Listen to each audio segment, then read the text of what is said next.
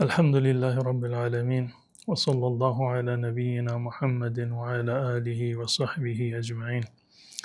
خدمت تمامی شما بزرگواران عرض ادب و سلام دارم. السلام علیکم و رحمت الله و برکاته. و در خدمت شما بزرگواران انشاءالله خواهم بود با پاسخ به سوالات شرعی شما عزیزان.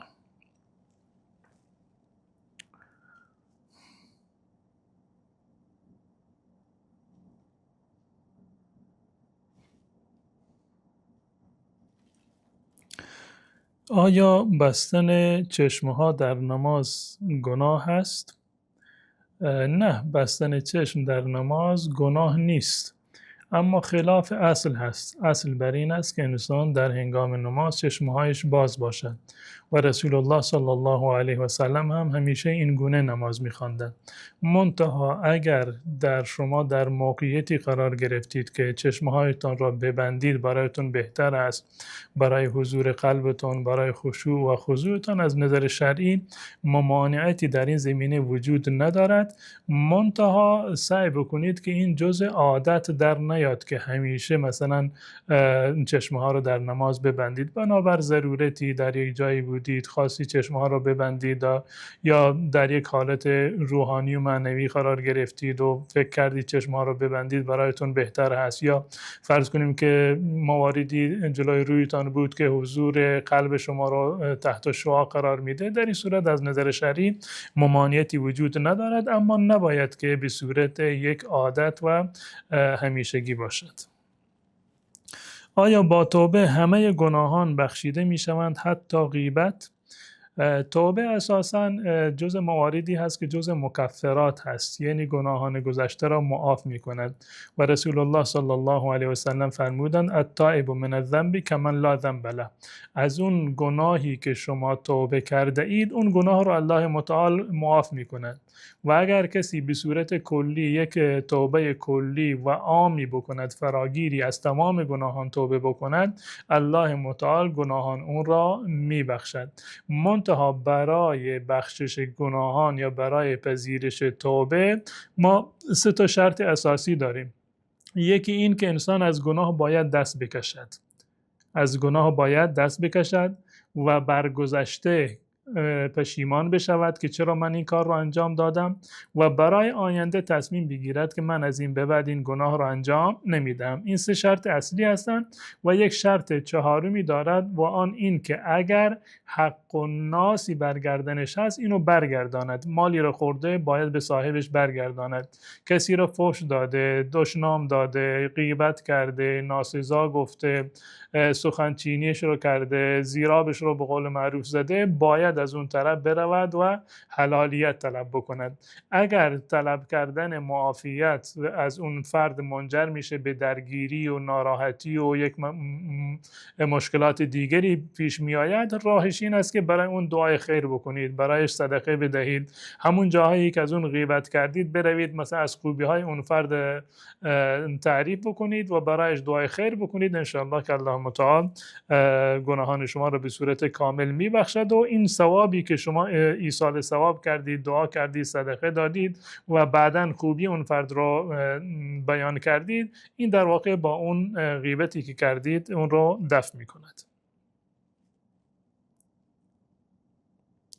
من شبا میترسم، میشه یک دعایی بگید؟ بهترین دعا برای این که انسان حفاظت باشه همین خواندن سوره آیت الکرسی هست. آیت الکرسی رو بخوانید انشالله، قبل از خواب همیشه آیت الکرسی رو بخوانید و همراه با آن شما سوره های اخلاص و فلق و ناس رو هم قبل از خواب بخوانید. و در روایت اومده که رسول الله صلی الله علیه و سلم فرمودند هر کسی که آیت الکرسی رو در شبی بخواند تا صبح آن شب از جانب الله متعال فرشته نگهبان او و حافظ او خواهد بود. بهترین حافظ و نگهبان و بهترین حرز این است که شما آیت الکرسی رو هر شب بخونید. شب بخونید تا صبحش در امانید، در صبح بخونید تا شبش انشالله در امان هستید. و سعی بکنید که بعد از هر نمازی این آیت الکرسی رو بخونید. جز اذکاری هست که بعد از هر نماز هم انسان باید اون را بخواند، یعنی سنت هست.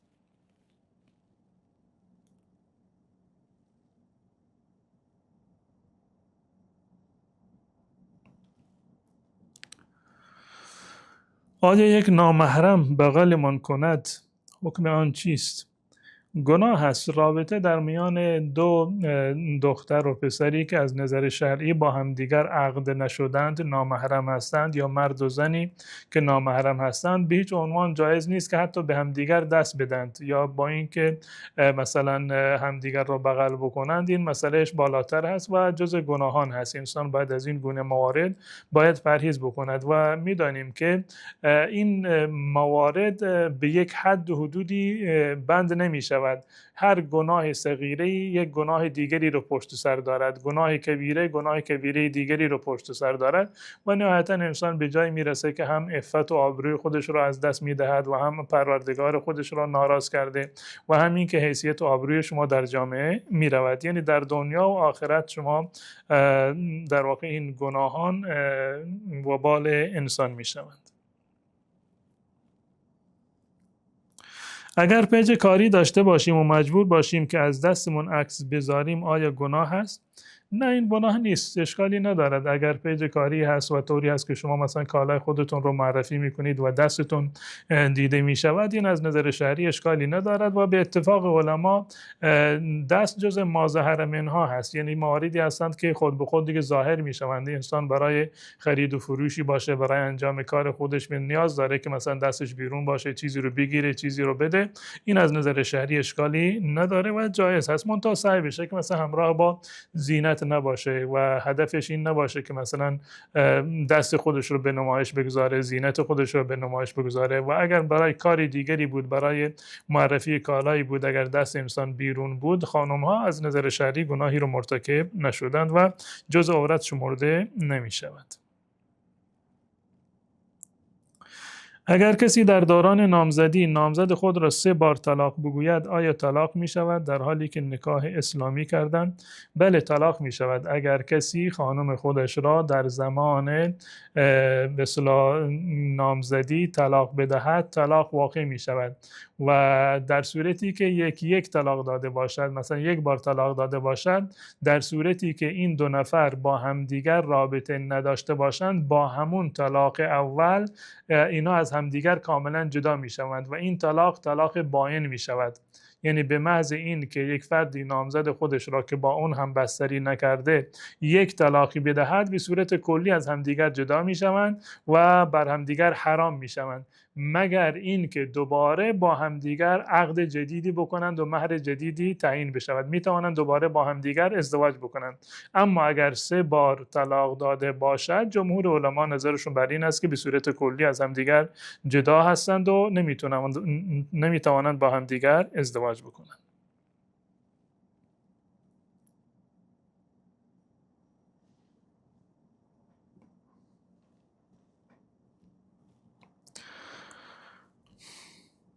شوهرم چند شب هست پشت سر هم خواب می‌بیند که فوت کرده، چه حکمی دارد؟ اگر که شوهر شما آدم خوبی هست و بی آزاری هست، این یک نوع خوشخبری هست به ایشان، که یعنی این که آزارشون به هیچ کسی نمیرسه، مانند مرده ای که به اصطلاح آزارش به دیگران نمیرسد، یعنی این که شوهر شما هم آدم خوبی هست، آزارش به اون فرد نمیرسد. و اگر که آدم به اصطلاح فردی هست که پایبند احکام شرعی نیست، پایبند نماز نیست، معنیش این است که شما در زندگی مانند یک مرده هستید. انسان وقتی که زنده هست باید عبادت الله متعال رو انجام بده و آخرت خودش رو آباد بکنه، اهل طاعت و عبادت باشه، ثواب و طاعت رو برای خودش جمع بکنه. وقتی که فردی مرد، یعنی این که عملش قطع می شود. یا این که شوهر شما آدم بسیار خوبی هست، آزارش به کسی نمیرسد، و اگر آدم بدی هست، معنیش این است که کار ثوابی انجام نمیده، باید که از این کارا توبه بکنه و به عبادت و طاعت الله متعال برگرده. زنده بودن یعنی این که انسان الله متعال را عبادت بکند. مرده بودن یعنی این که در واقع هیچ نقشی ندارید شما و کار خیری رو انجام نمیدهید. کسی میره حج برای کسی دیگری حج کند، حج کامل بر اون فرد هست؟ اگر کسی برای حج برود، بر حج بدل، شرطش این است که اول باید برای خودش حج کرده باشد. اول باید برای خودش حج کرده باشد، بعد از آن میتواند برای کسی دیگری حج بکند.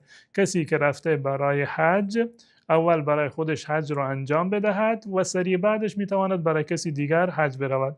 اما اگر قبلا برای خودش حج انجام داده، الان که میرود برای حج بدل انجام میدهد، به نیت همون فردی که اون رو وکالت داده، به نیت اون حج را انجام بدهد، حج از گردن اون وکیل در واقع ساقط می شود. بر اون موکل، کسی که اون را وکالت داده برای حج، از اون کسی که پول داده و شما را مأمور کرده که حج را انجام بدید، حج از گردن اون فرضیتش ساقط می شود.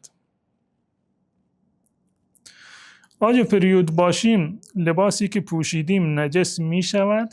نه، در هنگامی که انسان در حالت جنابت هست یا در حالت پریودی هست، بدن انسان نجس نیست.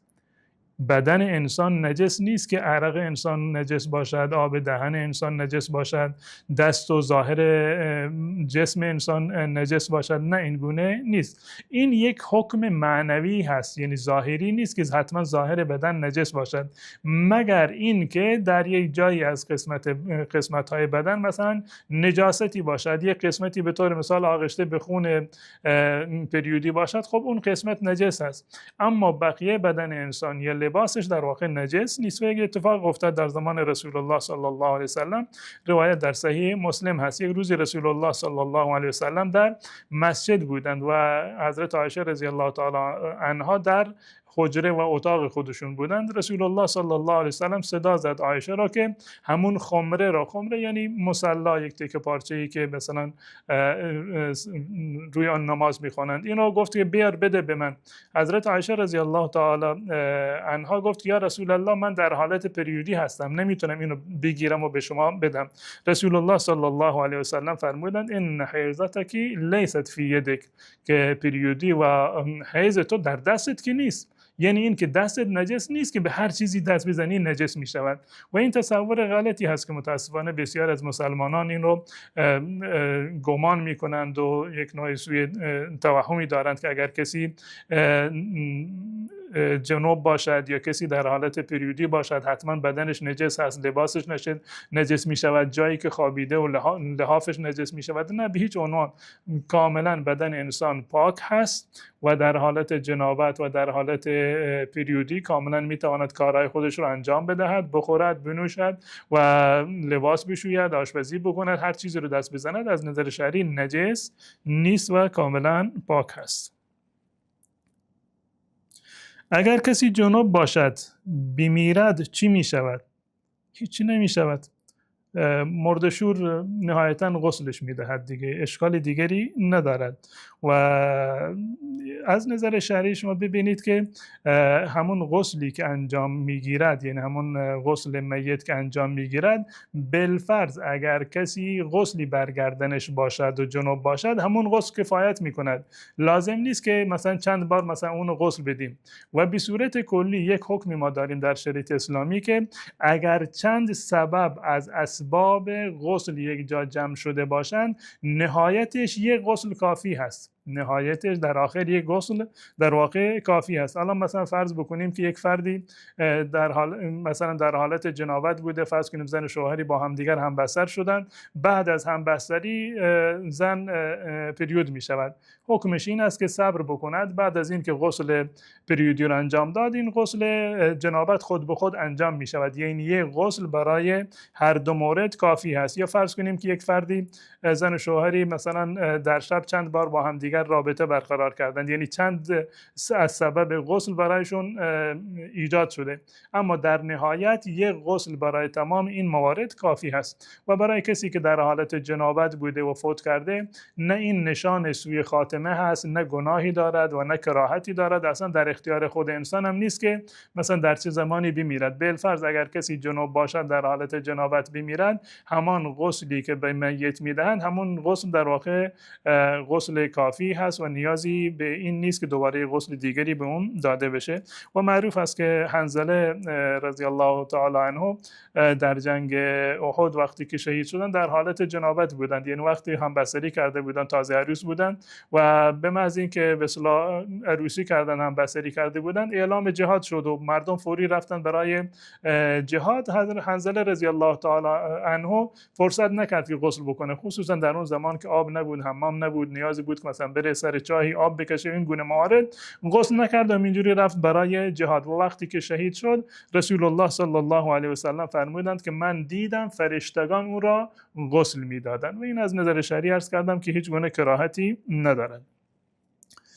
روزه قضا گرفته بودم، به فراموشی آب خوردم، آیا روزه ام باطل می شود؟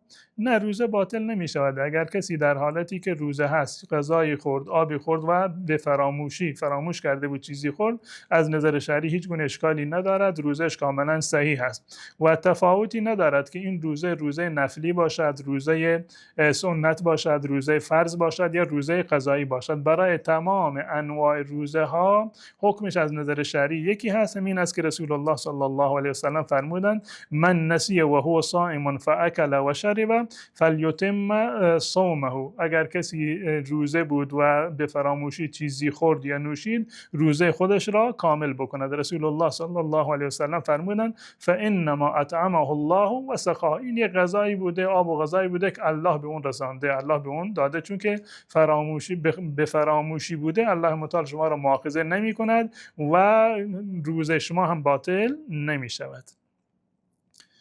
آیا قبر 3-4 طبقه جایز است؟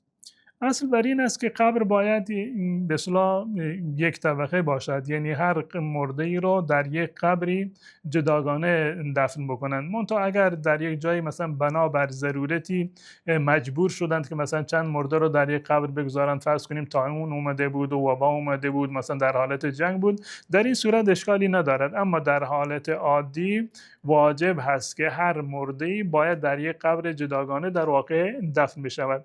حالا فرض کنیم در برخی از موارد و در برخی از شهرها، مثلا شهرهای بزرگ، زمین وجود نداره، مردم مجبور هستند که قبرها را چند طبقه بکنند، این از نظر شرعی اشکالی ندارد. اما این که 2 مرده رو در یک قبر بگذارند، عرض کردم که بدون ضرورت و بدون حالت نیاز شدید، از نظر شرعی جمهور علما نظرشون بر این است که جایز نیست. آیا پوشیدن جوراب برای زنها هنگام نماز واجب است؟ نه، واجب نیست. این که به اصطلاح در هنگام نماز حتما باید جوراب پای خودشان بکنند، این واجب نیست. و مذهب امام ابو حنیفه رحمت الله علیه، مذهب امام احمد رحمت الله علیه این است که اگر خانومی در هنگام نماز پشت پایش ظاهر باشد، این از نظر شرعی ممانعتی ندارد، یعنی نمازش کاملا صحیح است. گرچه اولاتر و بهتر این است که خانم ها سعی بکنند در هنگام نماز به عنوان یک حکم شرعی تمام بدنشان کاملا پوشیده باشد، به جز دسته ها تا بند دست و گردی صورت، اینا جز عورت نیستند. جمهور علما، بیشتر علما نظرشون بر اینه که در هنگام نماز کل بدن زن عورت هست، به استثنای همین 2 قسمت، یعنی دسته ها و گردی صورت. اما عرض کردم که نظر امام ابو حنیفه، امام احمد این است که اگر پشت پا ظاهر بود، در این صورت از نظر شرعی نمازش درست است، گرچه پوشاندنش اولاتر و بهتر هست. و در این زمینه روایتی هست از رسول الله صلی الله علیه و سلم نقل شده که ام سلمه رضی الله تعالی عنها از رسول الله صلی الله علیه و سلم سوال کردند که آیا یک زن میتواند با یک چادر بلندی که زیر آن لباسی دیگری نپوشیده باشد، ازار نداشته باشد، آیا میتواند نماز بخواند؟ رسول الله صلی الله علیه و سلم فرمودند اذا کان الدرع سابقا یغطی ظهور قدمیها، در صورتی میتواند این کار را انجام بدهد که این چادری که پوشیده در واقع بلند باشه، به گونه‌ای که به اصطلاح به کف پاش برسه و پاهاش را بپوشاند. منتها این روایت از نظر سندی اشکال دارد، این روایت از نظر سندی ضعیف هست، به این خاطر امام ابو حنیفه، امام احمد بر این روایت عمل نکردند. اما اولاتر و بهترین است که انسان با چادر نماز به اصطلاح نماز بخونه که کف پشت پاش دیده نشود. اما اگر مجبور بود به این صورت نماز خون، نمازش درسته، پوشیدن جوراب واجب نیست. آیا زن می تواند قبل ازدواج حق طلاق را برای خود شرط بکند؟ اگر اینطوری باشه دیگه شوهرها بیچاره میشن، همه شوهرای خودشون رو طلاق میدن. اصل در شریعت اسلامی این است که طلاق حق به اصطلاح مرد هست، چون که این خانواده رو و مرد به اصطلاح تشکیل داده، خرج و هزینهش رو مرد داده و مخارج زندگی بر عهده مرد هست، مخارج فرزندان بر عهده مرد هست و طلاق رو هم الله متعال حقش رو داده به اصطلاح مردان. الرجال قوامون علی النساء که الله متعال مردان را قیم و سرپرست خانواده تعیین کرده و حق طلاق را هم به مردان داده، چون که معمولا و عموما مردها بیشتر به اصطلاح حساسیت دارند روی زندگی که خرج کردند، هزینه کردند، تأمین کردند، الان به این راحتی نمیخواند این زندگی از بین برود و معمولا مردها بیشتر میتوانند که بر خودشون کنترل داشته باشند. البته این حکم کلی نیست، شاید مثلا در برخی از موارد مثلا یک زن مثلا حکیمتر باشه، پخته تر باشه، اما حکم برمیگرده به همون موارد کلی. نظر جمهور علما بر این است که اگر یک در زمان عقد هم اگر که خانمی شرط بکند که من به این شرط مثلا با فلانی ازدواج میکنم که حق طلاق در اختیار خود من باشه، جمهور علما نظرشون بر این است که این شرط فاسدی هست، شرط رو فاسد میدونند که نکاح درسته منتها این شرط فاسده، یعنی این طلاق به دست زن نمیشود. حتی در مذهب از دیدگاه امام مالک رحمت الله علیه به صورت کلی نکاح باطل میشود، منتها برای برخی از موارد میشه که از دیدگاه امام ابو حنیفه رحمت الله علیه عمل کرد. به طور مثال یک فردی سفیه و نادان هست، مثلا ناپخته هست، مثلا عقب افتادگی عقلی دارد و نمیتواند که مثلا خونه رو مدیریت بکنه، اگر در این صورت خانمی مثلا این شرط رو بگذاره، میشه که در این گونه موارد برامون دیدگاه امام ابو حنیفه رحمت الله علیه عمل بکند. منتها در مواردی که شوهر به زن وکالت بدهد برای طلاق و زن طلاق بدهد، از نظر شرعی طلاق واقع می شود. به طور مثال یک مردی به زنش میگه که من طلاق خودت را به اختیار خودت گذاشتم، اگر میخواهی الان خودت رو طلاق بده، به عنوان وکالت، مثلا بعد از ازدواج، نه به عنوان یک شرطی قبل از ازدواج باشه. در این صورت اگر که زن خودش رو طلاق داد، گفت من طلاق هستم بنابراین وکالتی که تو به من دادی، در این صورت طلاق در واقع می شود.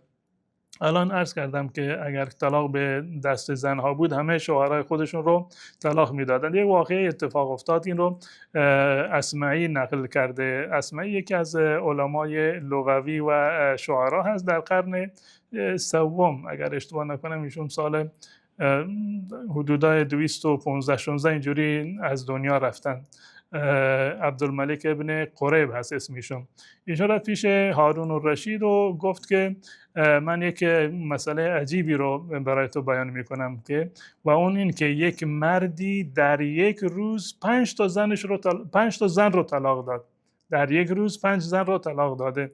هارون رشید پرسید چگونه ممکن است که یک مرد 5 تا زن را یک جا طلاق بده در یک روز، در صورتی که یک مرد نمیتواند بیشتر از 4 تا زن داشته باشد. تعریف کرد برایش که بله یک فردی 4 زن داشته و رفت تو خونه، دید که همه با هم دیگر درگیرن، دعوا و بزن و بکوب تو خونه. و این شوهره گفت که فلانی من میدونم این همه شر و بلا از زیر سر تو هست، برو تو طلاق هستی. اون یکی رو طلاق داد. زن دومی گفت که خب این بیچاره رو چرا طلاقش دادی؟ قبل از این که بپرسی چی شده، جریان چی هست، چرا طلاقش دادی؟ گفت برو تو هم طلاق دادم. زن سوم گفت که خب این بیچاره ها دیگه گناهی نکرده بودند، اینا برای تو خدمت میکردن، چرا اینا رو طلاق دادی؟ برو زن سوم تو رو هم طلاق دادم. زن چهارم گفت که انگار تو راه دیگری غیر از طلاق بلد نیستی، فقط هی طلاق میدی، بگو برو تو هم طلاق هستی. 4 زنش رو طلاق داد. از قضا زن همسایه هم اینو میشنید صدای اونها را، دیوارا کوتاه بود اون زمان، و گفت که این چه وضعیه، 4 تا زن رو یک جا بیچاره کردی، همه رو طلاق دادی. گفت اگر شوهرت به من وکالت بدهد برو تو هم طلاق هستی. شوهرم بیچاره از اون زنم به اصطلاح خیلی به تنگ اومده بود، گفت من وکالت دادم، گفت کنم طلاق داد. یعنی یک مردی در یک روز 5 زن رو اینجوری طلاق داده بود.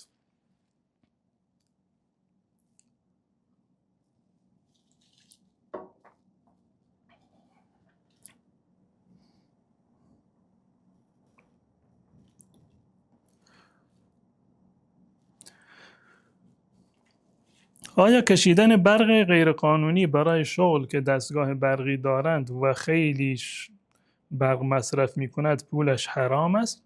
ببینید، از نظر شرعی انسان بر اون تعهدی که دارد باید پایبند باشد.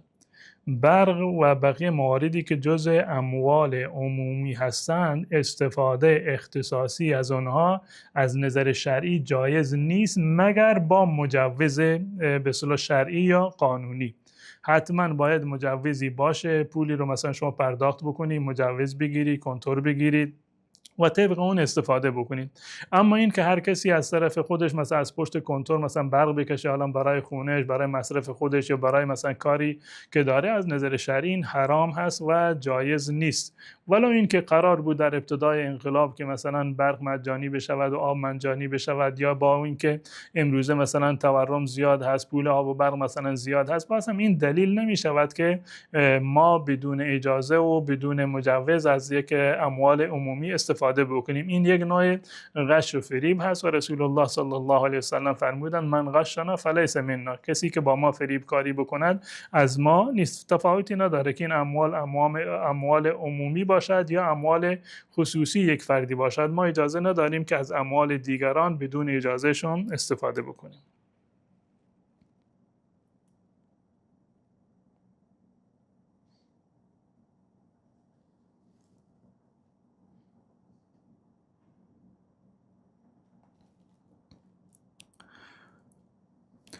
اگر زنی به شوهرش خیانت کند باز هم بهش مهریه تعلق میگیرد؟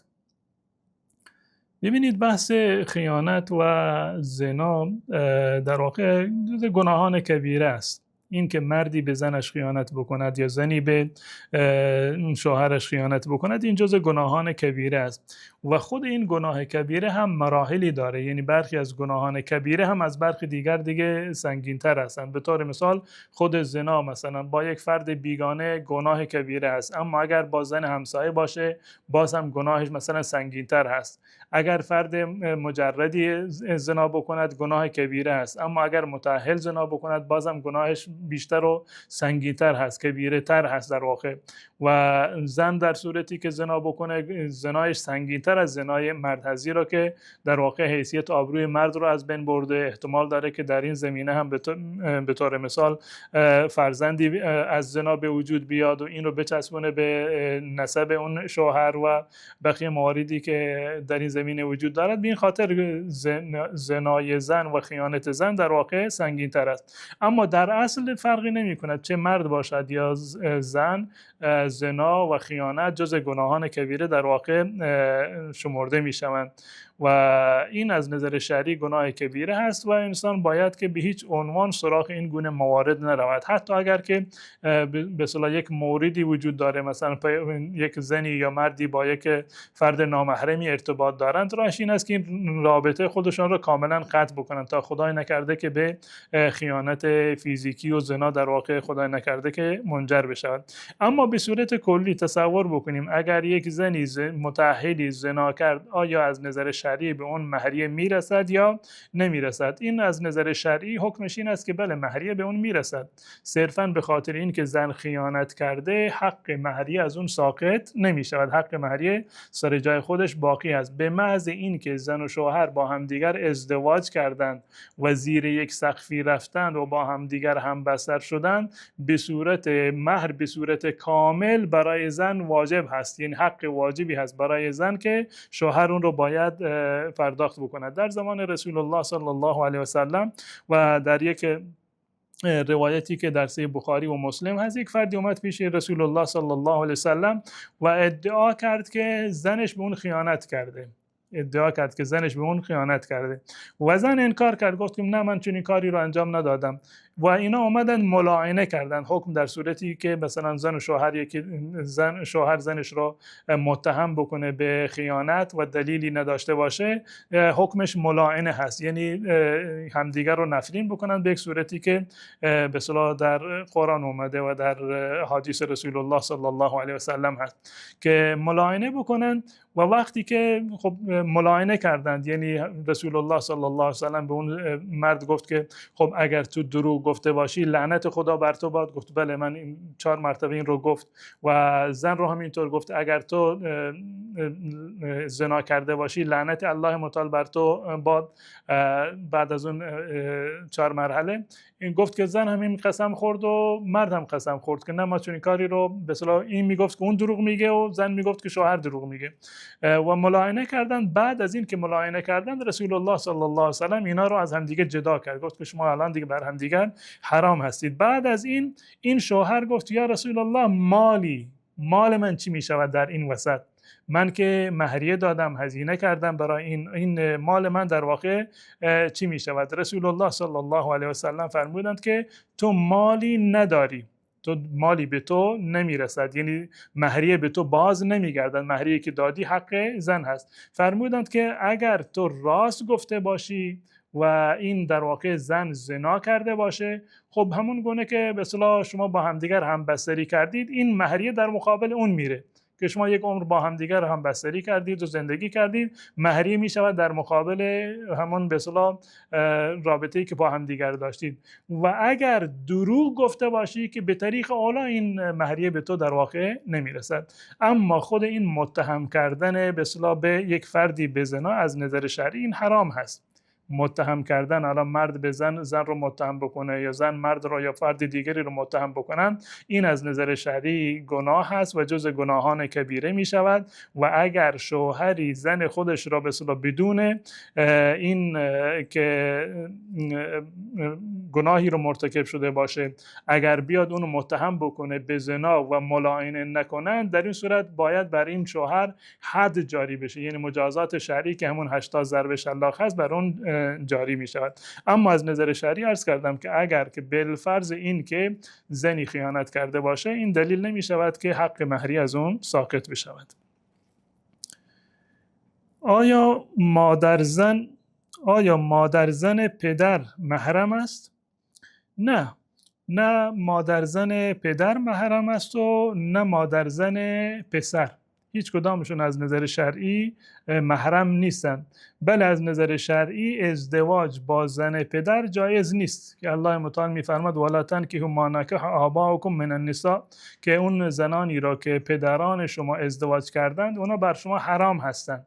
این از نظر شرعی جایز نیست که کسی بعد از وفات پدر زن دوم پدر رو که مادرش در واقع نیست برود با اون ازدواج بکنند. اما مادر زن پدر از نظر شرعی هیچ گونه به اصطلاح ارتباطی با شما نداره. به تعبیر دیگر این که یک پدر و پسر در واقع می توانند که با یک مادر و دختر ازدواج بکنند، هیچ گونه اشکالی از نظر شرعی ندارد. به طور مثال الان اگر پدر مثلا با اون مادر ازدواج کرد، پسر برود مثلا با دختره ازدواج بکنه، از نظر شرعی هیچ گونه اشکالی نداره، جایز است. اگر برعکس کردن، پسر به طور مثال با مادر ازدواج کرد و به خاطر احترام پدر دختره رو مثلا داد به پدرش و ایثار کرد که نور علی نور می شود، در این صورت هم از نظر شرعی اشکالی نداره، هر دو صورتش جایز هستند. پس بنابراین نه مادر زن پدر محرم است و نه مادر زن پسر. اگر شخصی با زنی همبستر شود بعد می تواند با دختر همون خانم نکاح بشود؟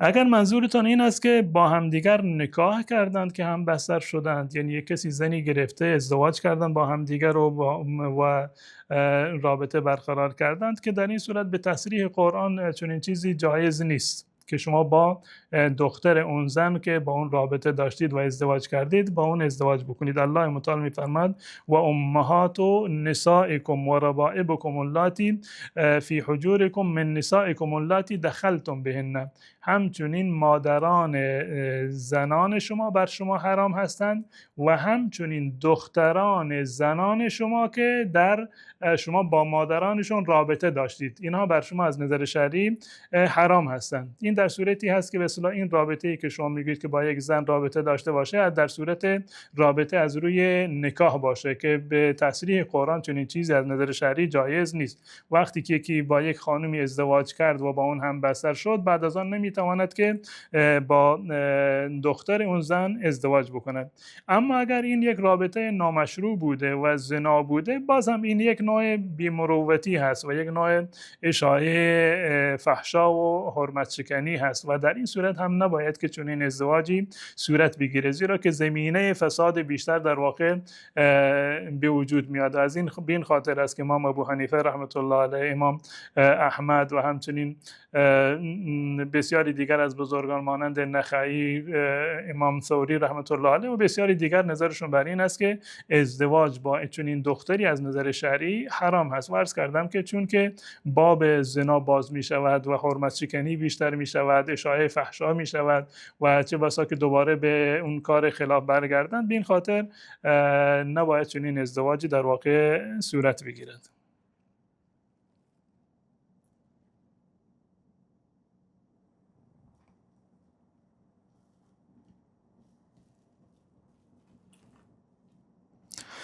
با شلوارک میشه نماز خواند؟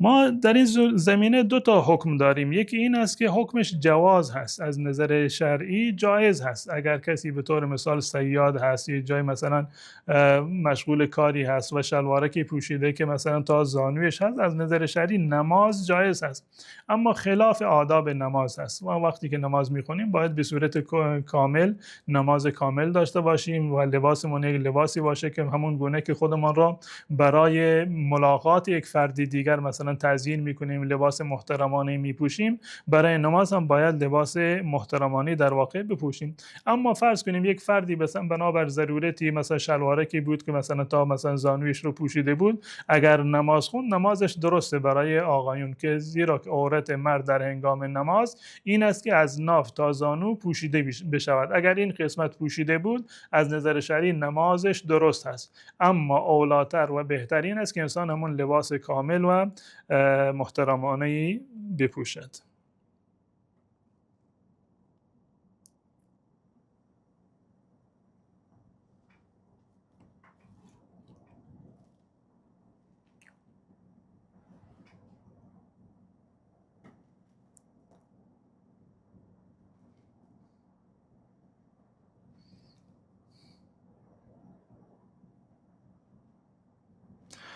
آیا کشتن چلپاسه ثواب دارد؟ دلیل صحیح دارد؟ بله، دلیل صحیح دارد. اگر هر چیزی که به اصطلاح مزاحم زندگی شما هست، حیوانی که مثلا در خونه هست، حشراتی که در خونه هستند، اگر مزاحم زندگی شما هستند، از نظر شرعی شما می توانید که اون رو به اصطلاح کشتنش جایز هست، برای شما کشتنش جایز هست و اشکال شرعی ندارد.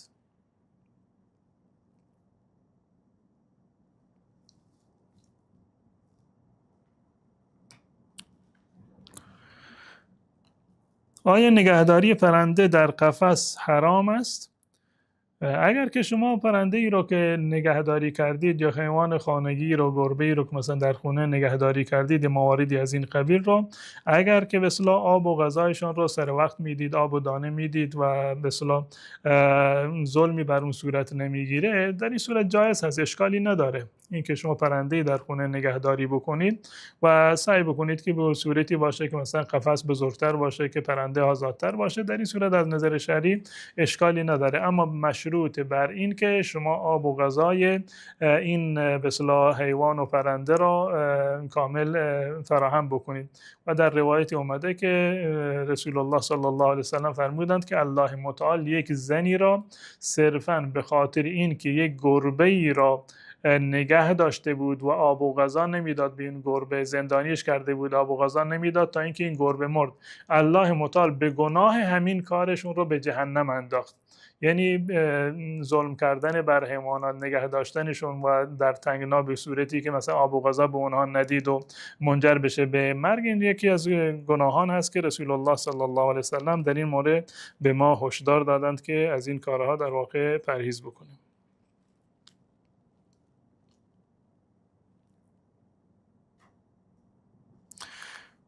فروختن مو گناه هست؟ از نظر شرعی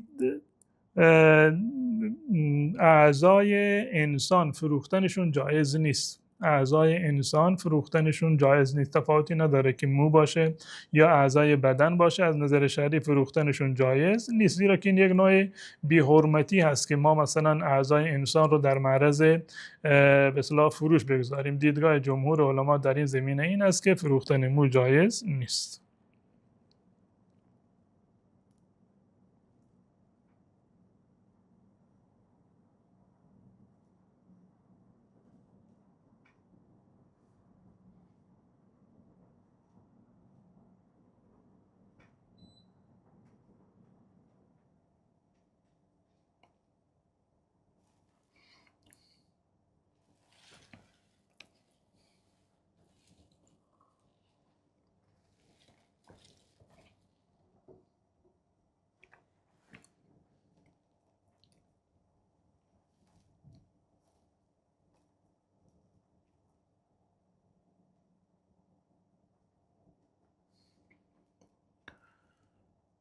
ظاهرا مشکلی پیش آمده.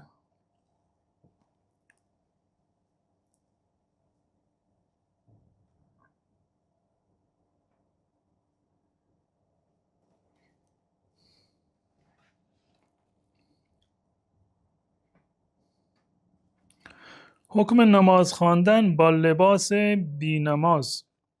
منظورتون این است که لباس نجس باشه. نماز خواندن با لباسی که نجس هست از نظر شرعی جایز نیست، حرامه.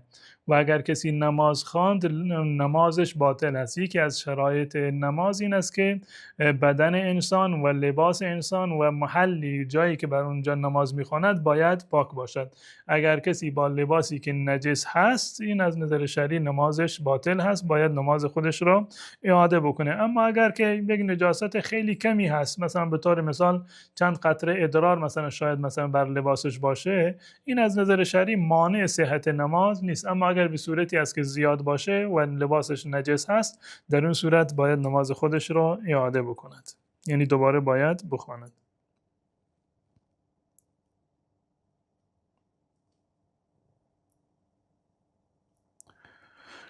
آیا جای دعای قنوت نماز عشا می شود 3 مرتبه سوره توحید خواند؟ جای قنوت در نماز وتر هست. قنوت در نماز وتر هست که در رکعت آخر بعد از رکوع این جای به اصطلاح دعای قنوت هست که دعای قنوت را بخوانید. اما اگر کسی دعای قنوت را بلد نبود، به جایش 3 مرتبه سوره حمد، سوره اخلاص را، قل هو الله را نخونید. میتونید به جایش یک دعای دیگری بخوانید، به جایش یک دعای دیگر هم بخوانید، همین اندازه کفایت میکنه. به طور مثال ربنا آتنا فی الدنیا حسنه و فی الاخره حسنه و قنا عذاب النار، یا تنها به صورت کلی بگید رب اغفر لی. همین اندازه اگر بلد نبودید این اندازه هم کفایت میکند. و از دیدگاه جمهور علما این سنت هست. از دیدگاه جمهور علما قنوت خواندن در نماز وتر جز سنت های نماز وتر است و در مذهب امام ابو حنیفه رحمت الله علیه این رو واجب میدونن. منتها همین اندازه که عرض کردم، همین ربنا آتنا را که شما بخوانید، همین اندازه اون وجوب را از گردن شما ساقط میکند و نماز وتر شما صحیح است.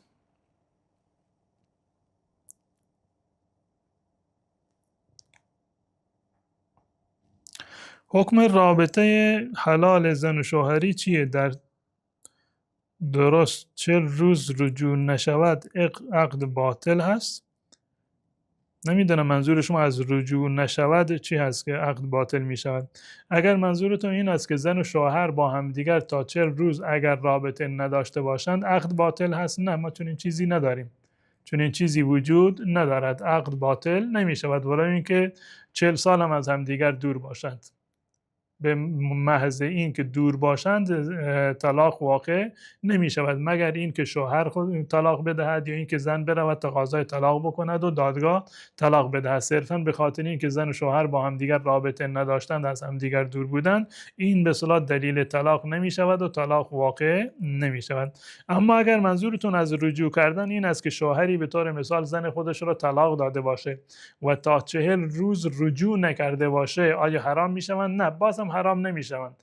در صورتی که شوهر زنش را طلاق داده باشه، طلاق اول یا طلاق دوم که طلاق رجعی هستند، تا 3 عادت ماهیانه معادل با 3 ماه فرصت داره که این شوهر رجوع بکنه. رجوع میتواند با زبان باشه، مثلا بگه که من رجوع کردم، یا مثلا به خانمش بگه که الان تو خانم من هستی، من و تو زن و شوهر هستیم، یا این که عملا رجوع بکنه، عملا برگردن با هم دیگر رابطه داشته باشند، زیر یک سقف زندگی بکنن. این به معنی رجوع هست و بر هم دیگر حرام نمیشوند.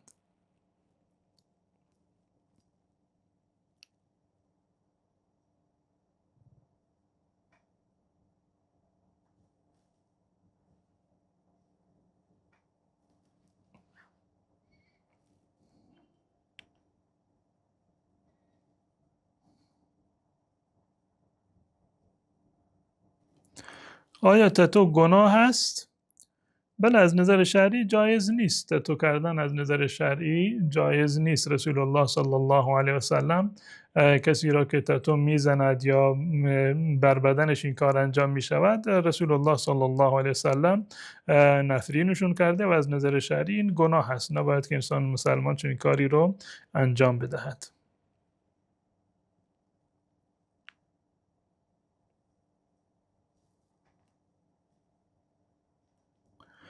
غسل جنابت داریم، به مسجد بریم حرام است؟ بله، جایز نیست که انسان در حالت جنابت یا در حالت پریودی جایز نیست که انسان به مسجد برود، الا عابری سبیل، مگر در صورتی که انسان از مسجد رد بشود، مگر در صورتی که به طور مثال که در مسجد کاری دارد و کسی دیگر هم نمیتونه این کار انجام بده، بره از مسجد مثلا چیزی رو برداره بیاد بیرون، یا مثلا دو تا در داشته باشه، از این در بره از اون در، مثلا مجبور باشه که از مسجد عبور بکنه، در این صورت اشکالی نداره. و اگر کسی در حالت جنابت یا پریودی به طور مثال مجبور بود که در مسجد بماند، وضو بگیرد، این وضو یک مقدار جنابت را سبکتر میکنه، خصوصا برای کسایی که مثلا به طور مثال برای جماعت تشکیل شدند و جای دیگری غیر از مسجد هم ندارند و مثلا تا وقتی که برند غسل بکنند وضو بگیرند، این اولاتر رو بهتر از، زیرا که وضو گرفتن در حالت جنابت این درجه جنابت را یک مقدار تخفیف میدهد و کمش میکند.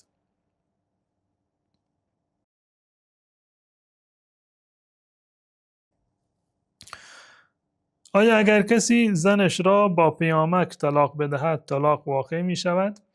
اصل بر این است که انسان طلاق رو تلفظ بکنه، یعنی طلاق یعنی تلفظ بکنه، به زن خودش بگوید که تو طلاق هستی. اما امروزه به اصطلاح حرف زدن به صورت مکاتبه‌ای مروج هست و در واقع طلاق واقع می شود.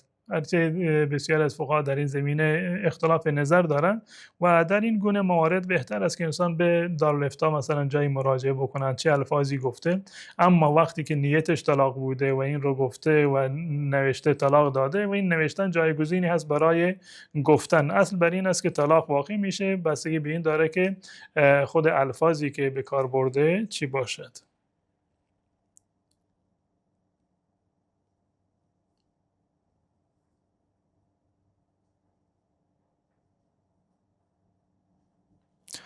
من خواندن ترجمه قرآن رو ترجیح میدم، چون بیشتر دوست دارم پنده ها و داستان های قرآن رو بفهمم. آیا مشکلی دارد این قضیه؟ نه، اشکالی ندارد. از نظر شرعی جایز هست که شما مثلا ترجمه قرآن رو بخونید. اصل بس قرآن برای فهمیدن هست، برای عمل کردن هست، برای تدبر کردن هست. شما قرآن رو با ترجمه بخونید، از نظر شرعی هیچ گونه اشکالی نداره. منتها تلاوت کردن خود قرآن، الفاظ عربی قرآن، یک نوع عبادت شمرده می شود، یک نوع عبادت هست و ثواب خاصی دارد. در مقابل هر به اصطلاح تلفظ هر حرفی از حروف قرآن 10 ثواب به شما میرسد و خودش یک عبادت هست. اما اگر مثلا به جای اون مثلا قرآن رو تلاوت کردید حرام نیست، اما ثواب تلاوت رو نداره. ثواب این که مطالعه کردید، ثواب این که مثلا از مواعظش استفاده کردید و بر احکامش عمل کردید، ثواب این را دارید. اما ثواب تلاوت الفاظ قرآن عرض کردم که یک عبادت کاملا جداگانه است.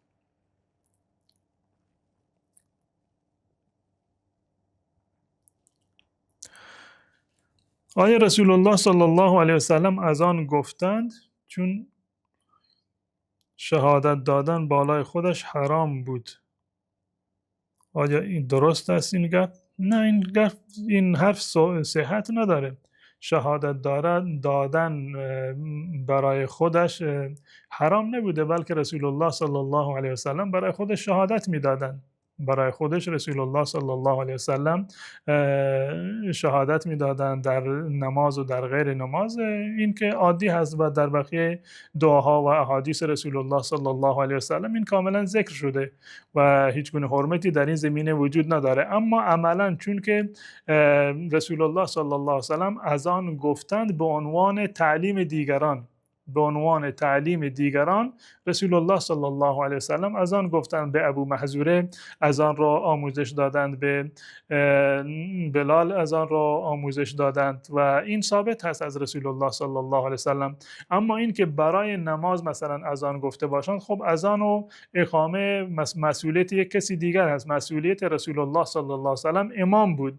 امام نماز را به اصطلاح برای پیش نمازی می کند و اقامه می کند، اما خود از آن گفتن و الفاظ اقامه را این مسئولیت مؤذن هست و رسول الله صلی الله علیه وسلم امام بودند نه مؤذن.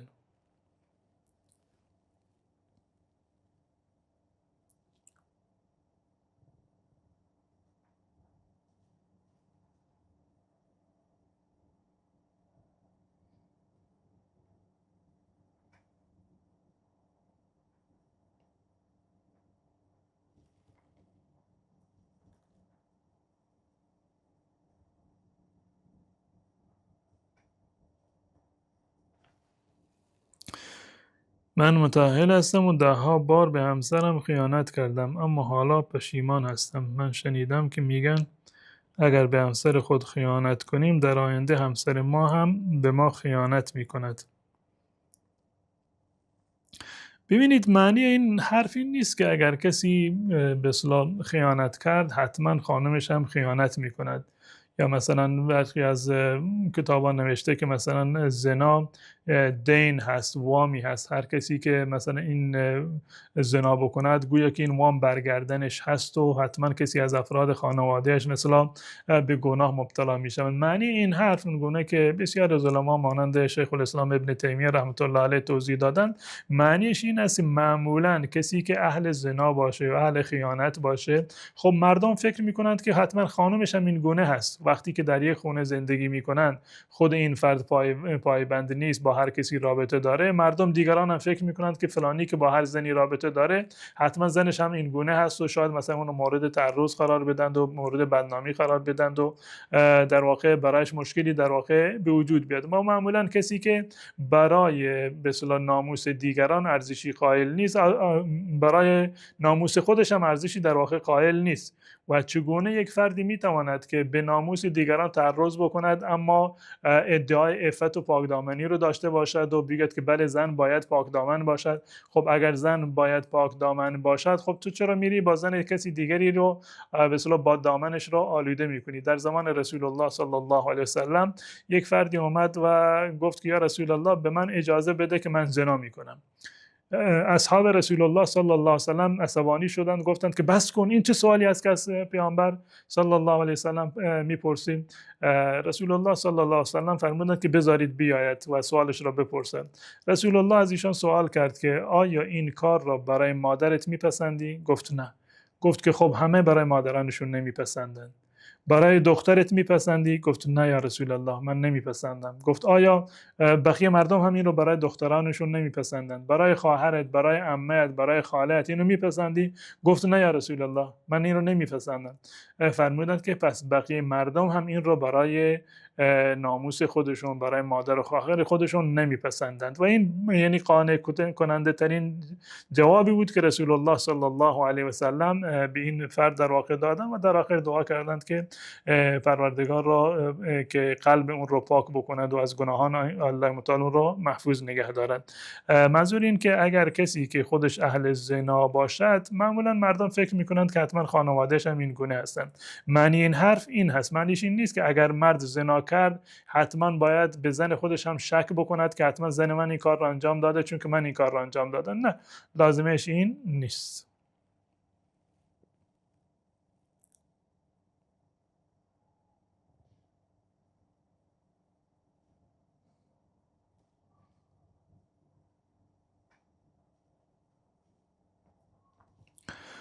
اگر کسی از روی عصبانی با زنش بحث بکند و بگه زن طلاق باشم چه حکمی دارد؟ در مورد این که در حالت عصبانیت اگر کسی در هنگام جنگ و دعوا زنش را طلاق بده در حالت عصبانیت آیا طلاق واقع می شود یا خیر؟ ببینید اگر این طلاق به صورت کلی یک به اصطلاح عصبانیت به یک صورتی باشه که خیلی شدید باشه، به اندازه‌ای باشه که انسان از حالت عادی کاملا خارج شده باشه و کنترلی بر خودش نداشته باشه و هیچ چیزی رو احساس نکنه، یعنی به اندازه مجنون و دیوانه برسه، در این صورت به اتفاق علما این دیگه معذور هست، مجنون هست و طلاق مجنون واقع نمی شود. اما اگر یک به اصطلاح طلاق یک عصبانیتی هست که در حد عادی هست، یک بگو مگوی شده در حد عادی و شوهر مثلا تصمیم گرفته زنش رو طلاق بده، در این صورت به اتفاق علما باز هم طلاق واقع می شود، در این صورت طلاق واقع می شود. اما در یک حالتی باشه که مثلا در وسط باشه، نه به اندازه‌ای هست که کاملا دیوانه باشه، نه به اندازه‌ای بوده که کاملا اختیار خودش را داشته، بسیار از علما معتقد هستند که در این صورت طلاق واقع می شود. در صورتی که انسان عصبانی باشد و در حد جنون نرسیده باشد، بیشتر علما نظرشون بر این است که طلاق واقع می شود. منتها بسیار از علما مانند شیخ الاسلام ابن تیمیه، ابن قیم و بسیار از علمای معاصر نظرشون بر این است که به صورت کلی در وقت عصبانیت طلاق واقع نمی شود. حتی از ائمه و فقهای احناف هم نظر ابن عابدین رحمت الله علیه هم این است که در صورت عصبانیت طلاق واقع نمی شود.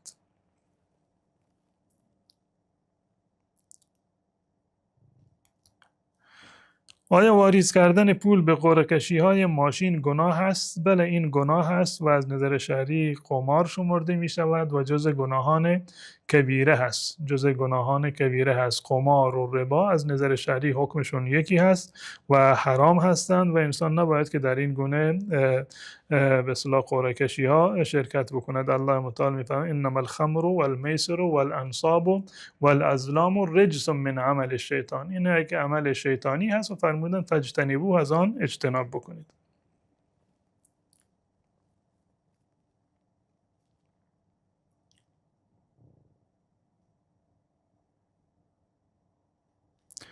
آیا شلواری که پایینتر از قوزک پا باشد گناه است یا فقط از ازار پایینتر از قوزک گناه دارد؟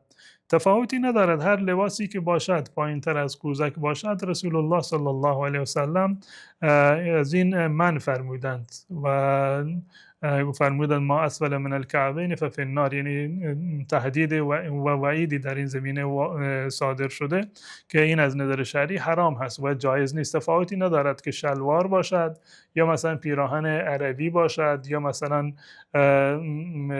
پالتوی باشد یا هر موردی دیگری باشد، حکم همهشون در این زمینه یکی هست. برای مردان از نظر شرعی حرام هست و جایز نیست. منتها برای زنان اشکالی نداره و زن عموما باید لباسش تا کف پایش در واقع باشد که تمام بدنش رو به صورت کامل بپوشاند.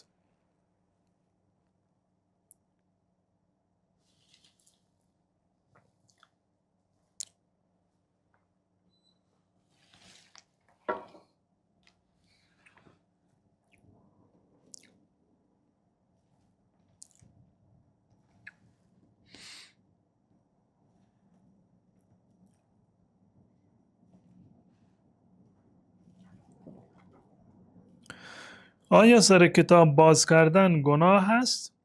بله، از نظر شرعی سر کتاب باز کردن گناه است و هیچ کسی از آینده کسی دیگر خبر ندارد.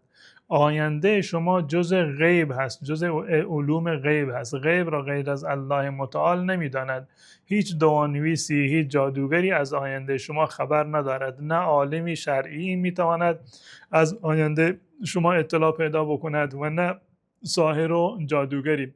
و سر کتاب باز کردن که سر کتاب باز بکنند که شما این کار رو انجام بدید یا انجام ندید، فلان چیز در قسمت شما هست یا نیست، موفق میشوید یا موفق نمیشوید، مشکل کارتان کجا هست، این همشون معمولا افراد شیاد این کار رو میکنند. علمای ربانی و دانویس هایی که واقعا پایبند شریعت هستند چون این کاری رو انجام نمیدند و رفتن پیش انسان فالگیر از نظر شرعی گناه هست و جایز نیست. و رسول الله صلی الله علیه وسلم گناه رفتن پیش فالگیر را مساوی قرار دادن با گناه کسی که شراب بنوشد. همون گونه که اگر کسی شراب بنوشد تا 40 شبانه روز نمازش قبول نمی شود، یعنی فقط فرض از گردنش ادا می شود، ثواب اضافی دیگه ندارد. کسی که برود نزد فالگیری و فال بگیرد، همین حرف رو رسول الله صلی الله علیه وسلم زدن. نزد کاهنی یا فالگیری بروید یا سر کتاب باز بکنن فال شما را ببینند، رسول الله صلی الله علیه وسلم فرمودند تا 40 شبانه روز نمازش در واقع قبول نمی شود.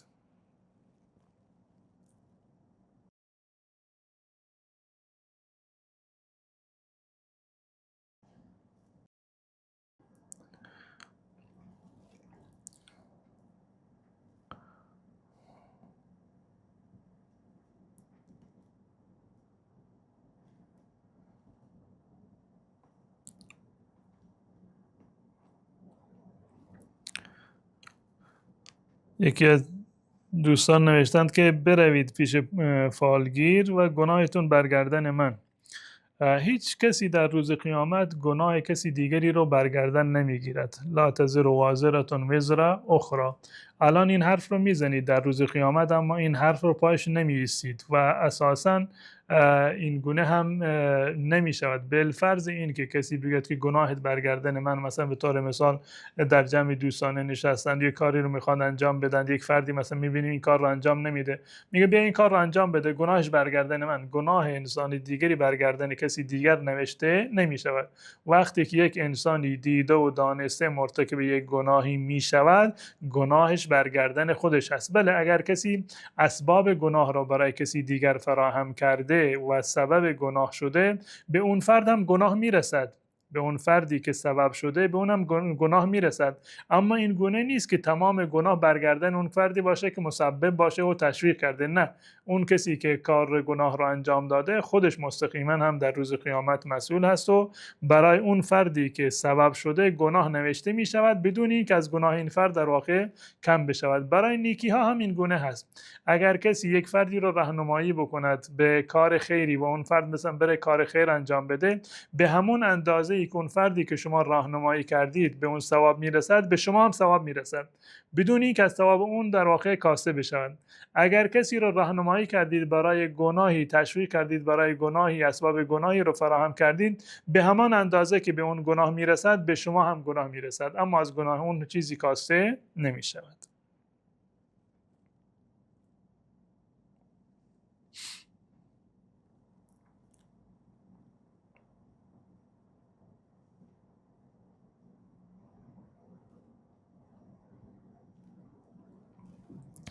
آیا دکلوره برای زیر ابرو گناه هست؟ نه، از نظر شرعی اشکالی نداره. دکلوره کردن یا به اصطلاح حتی رنگ کردن ابرو یا به گونه‌ای به اصطلاح موادی زدند که مثلا ابرو مثلا یک مقدار مثلا جمع جورتر مشخص بشه، این از نظر شرعی گناهی نداره، جایز هست. چیزی که گناه داره گرفتن ابرو هست که رسول الله صلی الله علیه و سلم منع کردند. اما دکلوره و مواردی که از این قبیل هستند که ابرو را مثلا یک مقدار باریکتر جلوه میده، این از نظر شرعی گناهی نداره و جایز هست.